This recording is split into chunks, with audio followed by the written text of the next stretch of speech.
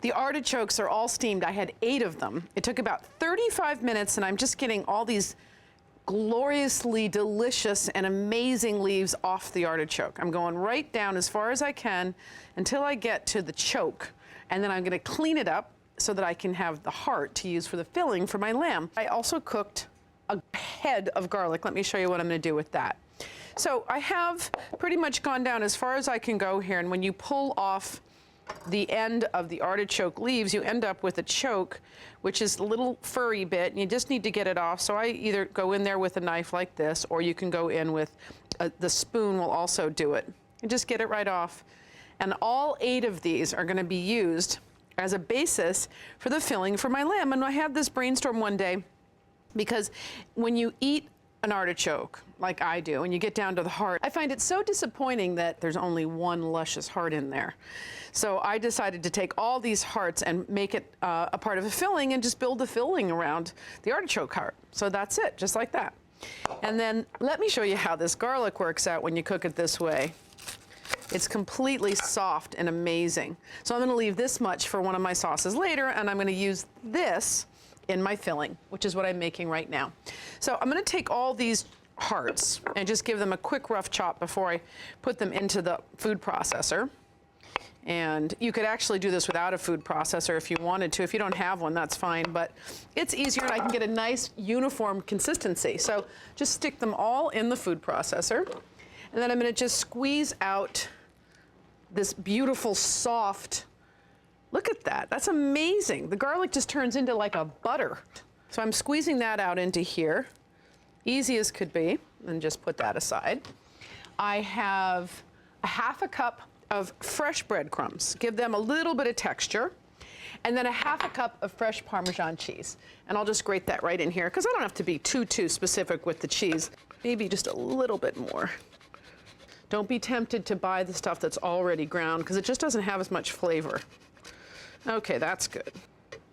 All right, I want 3 tablespoons of lemon juice. So that's about 1½ lemons that I'm just gonna squeeze right here. And another one. I always explain why I do this with my hands, just to catch those seeds, because I don't want the seeds going around here in my stuffing. And yes, my hands are clean. I clean my hands before I start, so I think they're a great utensil and you should think about using them more often. All right, now, let's see. Teaspoon of salt.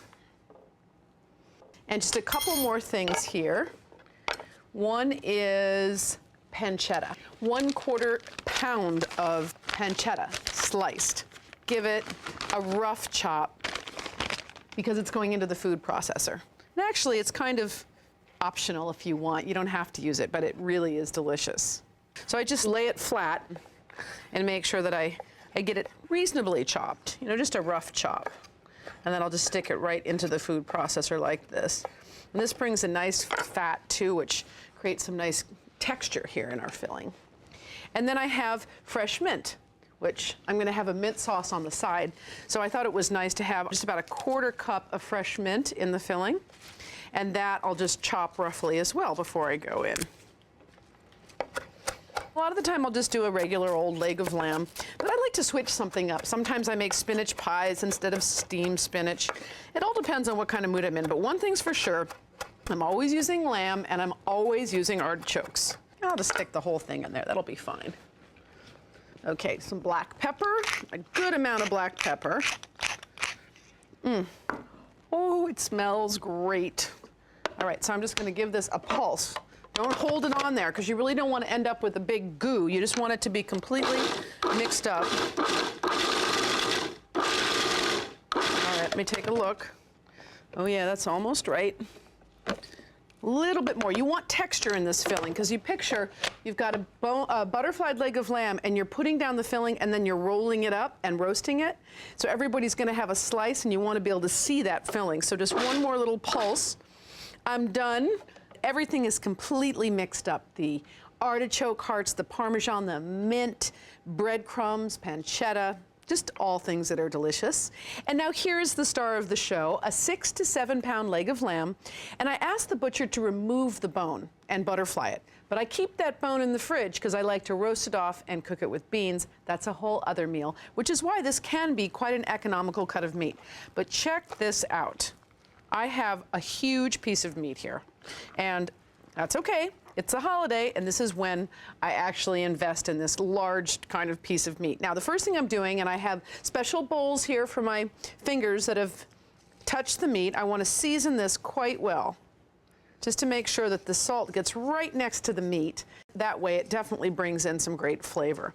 And then just take your filling and distribute it. This is quite a large piece. I say between 6 and 7 pounds because you can't ever really tell what you're going to get once you go to the market. All right, then just take a spatula or whatever and spend some time. You want to get it to within about a ½ an inch of the edge of your meat so that when you roll it, there's plenty of it in the roll, but it's not coming out the sides. Some places maybe you have too much, other places you don't have enough. And you want to make sure that every piece, once it's swirled together, cooked and cut, everybody's going to get some.